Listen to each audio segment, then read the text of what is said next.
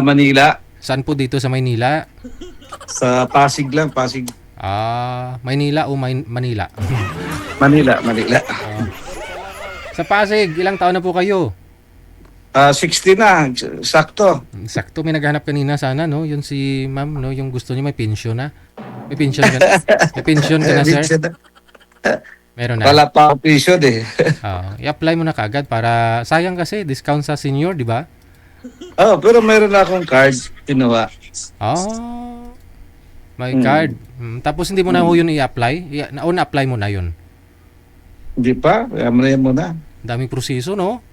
Madami, problema. Yun lang. Okay. Ang problema pa, alam mo naman, sa probinsya, kailangan may mamatay muna bago ka magkaroon ng pensyon. Papalit, no? Kapalit, oo. Oo. Pero dito ka naman po sa Pasig, eh. Pero sa Iloilo talaga ako. So ano pong ginagawa nyo dyan sa Pasig? May nilalakad. Hindi po kayo sumasakay? Minsan, lalakad ko siya sa sakay. Bali ho, may ano kayo dyan? May kamag-anak.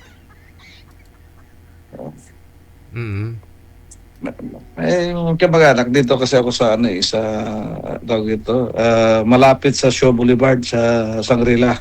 Kasi sinong bahay po yan? Sa akin ito, yung condominium. Condominium. Condo lang ito. Hindi maganda. Seaman po kayo, sir? Hindi. Dating negosyante. Tapos? Ngayon, wala na negosyo, relax na lang. Edad na, enjoy na lang. Enjoy na may mga anak po kayo?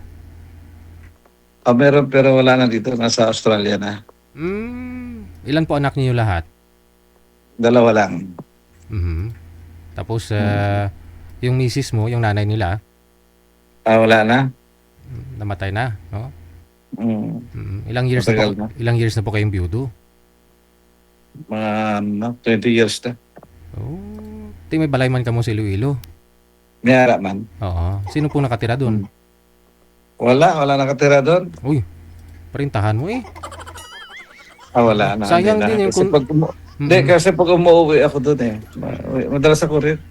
Balik-balik lang Manila sa Iloilo. Okay. Yung kundo kasi dyan, di ba baba ng 25, 30 mil pa kung ipapaupahan mo dyan, no? Sayang din. Mga ganun ang dito, marentahan. Pero hindi ko na pinapapahan kasi pag nasa Manila ako, wala akong titiran Mahirap mag-hotel. Pagastos ka. Di mas maganda po talaga pala, may mapapangasawa ka na. Naghanap ko na mga pangasawa Ilang taon na nga po kayong hiwalay, sir? Biyudo? Tagal na. Mga 25 years na. Tagal. Hindi po kayo nag-asawa ulit? Hindi na. Sino kaya maswerteng babae yung maunang mo mapuswakan, sir? 25 years?